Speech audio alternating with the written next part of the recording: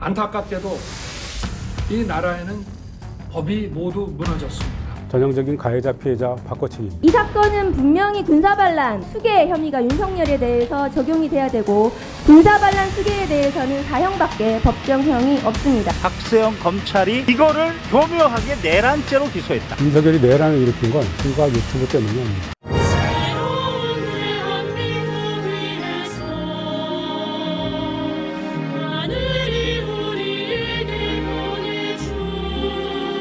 노래방 기계까지 빌려다가 군 함정에서 술 파티를 벌였다고 하고, 지인들 보라고 과거 대교에서 폭죽놀이까지 했다고 합니다. 안마를 했다는 거예요. 법무부는 즉시 김건희를 출국 금지하고 본격적인 수사에 착수해야 합니다.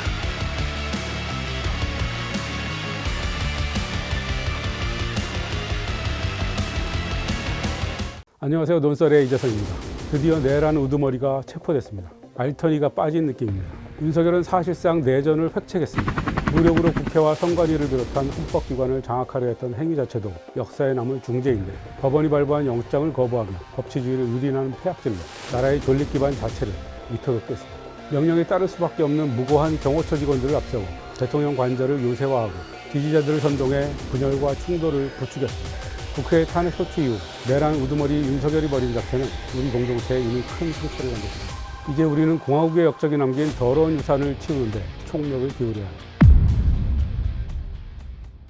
법꾸라지들이 가장 잘하는 짓이 가해자 피해자 바꿔치기입니다. 법을 모르는 일반인들을 상대로 현란한 법기술을 부리는 건데요. 정신 차려보면 가해자 피해자가 바뀌어 있습니다. 지금 윤석열이 그러고 있습니다. 자신을 법의 피해자라고 규정하고 있습니다. 16일엔 자신을 체포한 고위공직자범죄수사처와 경찰청 국가수사본부를 내란 혐의로 고발했습니다. 전형적인 가해자 피해자 바꿔치기입니다. 체포당일 공개한 영상에서는 이렇게 말했습니다. 안타깝게도 이 나라에는 법이 모두 무너졌습니다.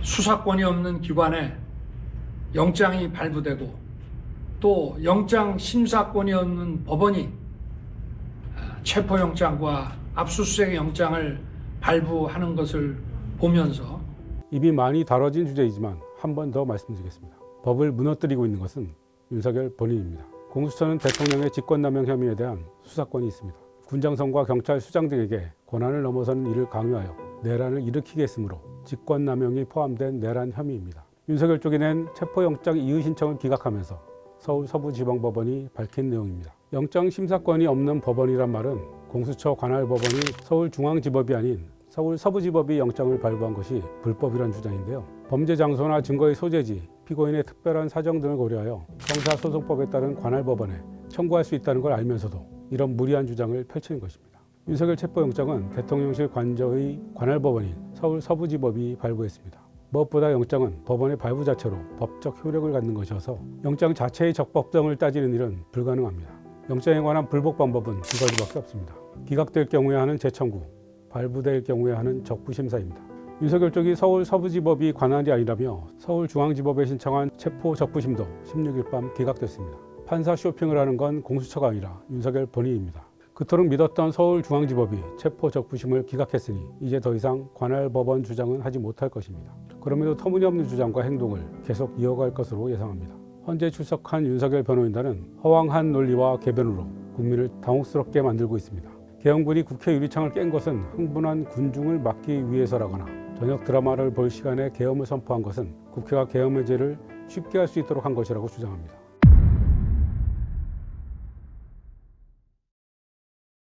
공수처와 검찰, 경찰이 필요한 수사를 거의 다 끝낸 상태라 내란 특검이 출범한다고 해도 할 일이 별로 없지 않겠느냐는 주장이 있는데요. 이 역시 내란 사태를 축소하려는 의도가 있는 주장입니다. 윤석열 체포 이후에도 국회 국정조사 등을 통해 계엄에 관한 새로운 사실이 계속 드러나고 있습니다. 계엄 당일 수만 발의 탄약과 수류탄 등을 실제로 꺼내 트럭으로 수송했다는 사실이 교통 CCTV 등을 통해 확인됐고, 이상민 전 행정안전부 장관이 한겨레 등 비판 언론의 단전단수를 소방청장에게 지시한 사실도 드러났습니다. 기관총을 휴대하고 대통령 관저를 순찰하라는 지시는 윤석열 본인이 직접 한 것이라는 보도도 나왔습니다. 북파공작원 HID를 동원해 소요를 일으키고 정치인들을 수장시키려고 했던 노상원 전 정보사령관의 수천 메모, 북한을 자극해 전쟁을 일으키려고 했던 계획 등 1년 이상 동안 계엄을 준비한 전모를 밝히려면 아직 멀었습니다. 검찰의 축소 수사 의혹도 제기됐습니다. 박은정 조국 혁신당 의원은 계엄 사태 이후 초창기부터 군형법상 반란 혐의를 적용해야 한다고 주장해 왔는데요. 이 사건은 분명히 군사반란 수괴 혐의가 윤석열에 대해서 적용이 돼야 되고 군사반란 수괴에 대해서는 사형밖에 법정형이 없습니다. 형법상 내란 수괴의 법정형은 사형 또는 무기징역인데 군형법상 반란은 사형밖에 없습니다. 군형법이 훨씬 무거운 처벌입니다. 그런데 검찰은 김영현 전 국방부 장관 등 군 관계자들을 기소하면서 형법상 내란 및 직권남용 혐의만 적용했습니다. 이렇게 되면 윤석열에게도 군형법을 적용할 수 없습니다. 군 법무관 출신 김경호 변호사는 검찰이 형량을 줄여주려고 일부러 군형법을 적용하지 않은 것 아니냐고 지적합니다. 군인인 지금 여인영, 박안수, 또 곽종근, 이진우 모두 신병을 박세영 검찰이 확보하고 기소 자체를 형법 내란죄로 기소했지만 잘못 기소된 거다. 군인이고 군형법 그대로 적용되고 병기 휴대했고 이거를 교묘하게 내란죄로 기소했다. 특검은 이 부분을 사실관계는 동일하고 법조 적용만 바꾸면 되기 때문에 공장 변경으로 가능하다. 특검이 출범해서 사건을 다시 살펴보면서 군형법 적용을 검토해야 할 것 같습니다. 민간인에게도 군형법을 적용할 수 있다는 것은 민간인 신분이었던 김관진 전 국방부 장관의 사이버 사령부 댓글 사건 대법원 판례로 확정된 바 있습니다.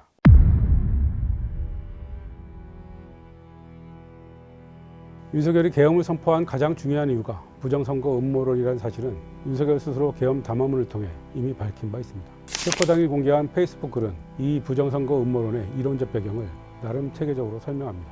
요약하면 반국가 세력인 야당이 해외 주권 침탈 세력과 결탁하여 선관위 시스템을 해킹해 지난 총선에서 부정선거를 벌였다는 주장입니다. 우리나라 선거에서 부정선거의 증거는 너무나 많습니다. 이를 가능하게 하는 선관위의 엉터리 시스템도 다 드러났습니다. 정말 증거가 있다면 수족처럼 말 잘 듣던 검찰을 시켜서 수사를 했으면 될 일 아닙니까? 하지만 그렇게 하지 못했죠. 이 주장이 워낙 터무니없다는 걸 본인도 잘 알기에 입안이 혀처럼 굴던 검찰에도 시키지 못한 것 아닐까요? 검찰에 시켰는데 말을 듣지 않았을지도 모를 일입니다. 그래서 계엄을 선포하고 선관위 직원들을 인질 납치하듯 두건 씌워서 수방사 지하 벙커로 데려가 야구 방망이와 작두형 재단기로 위협해 부정선거 사건을 조작하려 했던 것입니다. 그렇게 해서 지난 총선을 무효화하고 전두환의 국보위 같은 비상입법기구를 설치하려 했던 것입니다. 법에 따라 이루어지는 수사와 법원의 영장을 거부하는 등 법치를 부정하는 것도 모자라 선거관리 시스템도 부정합니다. 이는 민주주의의 두 가지 기둥을 모두 부정하는 것입니다. 민주주의를 부정하고 독재로 나아가려 했던 증거입니다.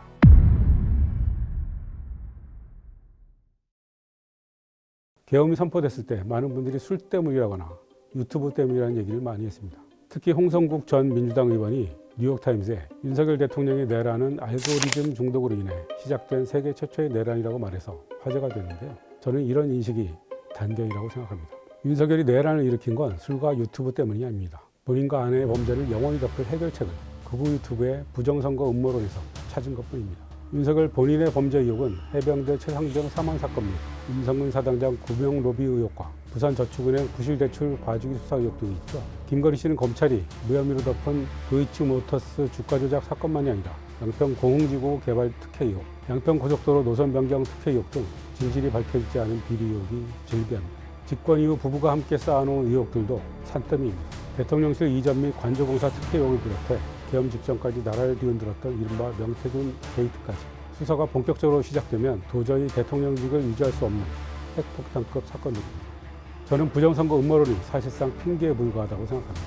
윤석열이 유튜브에서 주장하는 부정선거 음모론을 맹신하게 된 이유는 뇌가 썩어서가 아니라 그것이 계엄령을 선포할 수 있는 명분이자 수단이라고 봤기 때문입니다. 자신들의 범죄가 드러나는 걸 막을 수 있는 유일한 방법은 계엄령 선포를 통한 장기 집권밖에 없다고 본 것입니다.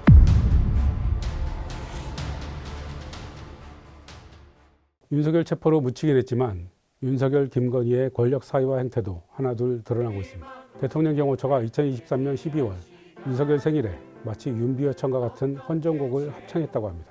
당시 거제 저도에 머물렀는데 김건희 여사가 군 함정을 불러서 지인들과 해상 술 파티를 열었다는 의혹입니다. 노래방 기계까지 빌려다가 군 함정에서 술 파티를 벌였다고 하고 지인들 보라고 과거대교에서 폭죽놀이까지 했다고 합니다. 그게 끝이 아니라 안마. 아이고. 안마를 했다는 거예요. 윤석열 상대로 경호관들이 안마를 했는데 역술일 대통령실 행정관으로 채용했다는 보도도 나왔습니다. 대통령 부부와 대통령실 직원들의 궁합을 봤다는 겁니다. 최근 뉴스타파가 명태균 게이트를 수사 중인 검찰이 확보한 영 씨의 텔레그램 및 카카오톡 대화 내용이 잇따라 보도하고 있는데요. 이걸 보면 대선 후보도 김건희였고 대통령도 김건희였다는 그동안의 추정이 거의 사실로 입증됩니다. 조국혁신당은 김건희를 즉각 출국 금지해야 한다고 주장했습니다. 무더기로 쌓여있는 의혹에 더해 내란 연루 가능성이 큰 상태이므로 신속히 출국 금지하고 되도록 빨리 수사해야 합니다.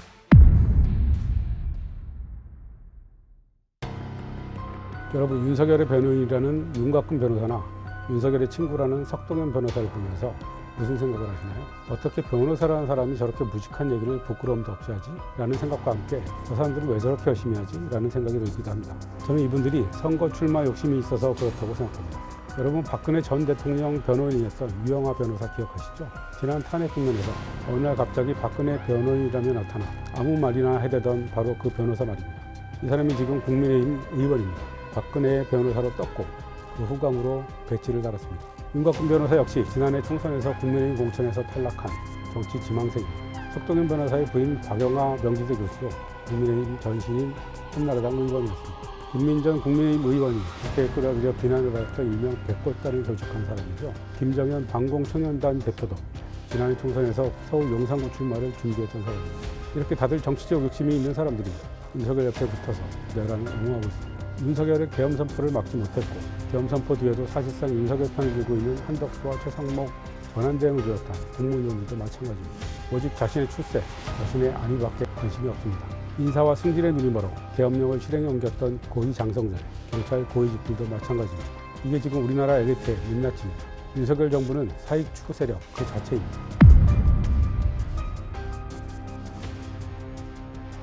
윤석열 구속에 반대한다며 관저 앞에 몰려갔던 국민의힘 의원들도 마찬가지입니다.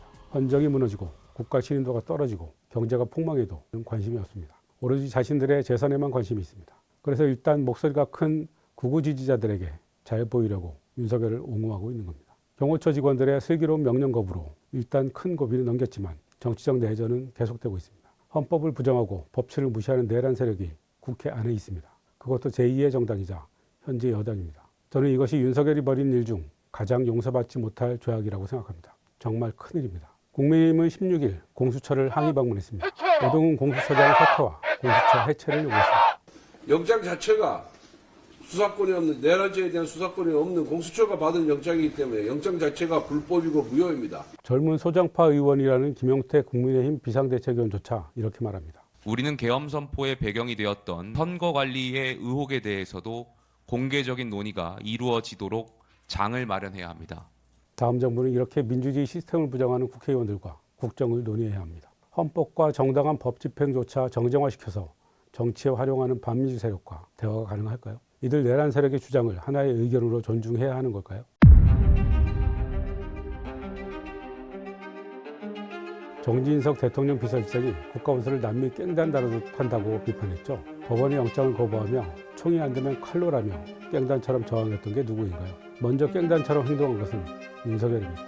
내란 세력의 기적의 논리를 따라가다 보면 어느새 무엇이 정이고 무엇이 불의인지조차 헷갈리는 상황이 되어버립니다. 정의의 기준을 망가뜨려 진영 논리만 남게 하고 정치하는 놈들은 다 똑같은 놈들이라고 정치 혐오를 조장하는 것, 그런 지리멸렬과 무관심을 이용해 권력을 누리는 것이 탐욕으로 가득한 우파 엘리트와 지배 세력이 바라는 것입니다. 2024년 노벨 경제학상을 받은 데런 에스모글루의 책 국가는 왜 실패하는가는 공화주의 일대 잘 나가던 경제가 어떻게 폭망하는지 보여줍니다. 바로 지배 세력이 탐욕에 젖어 부와 권력을 독점할 때입니다. 로마가 그랬고 베네치아가 그랬습니다. 이 책이 주는 가장 강력한 교훈은 민주주의가 밥 먹여준다는 사실입니다. 반민주주의, 반헌법주의 괴물들과 단호하게 싸워야 합니다. 지금까지 논설이었습니다.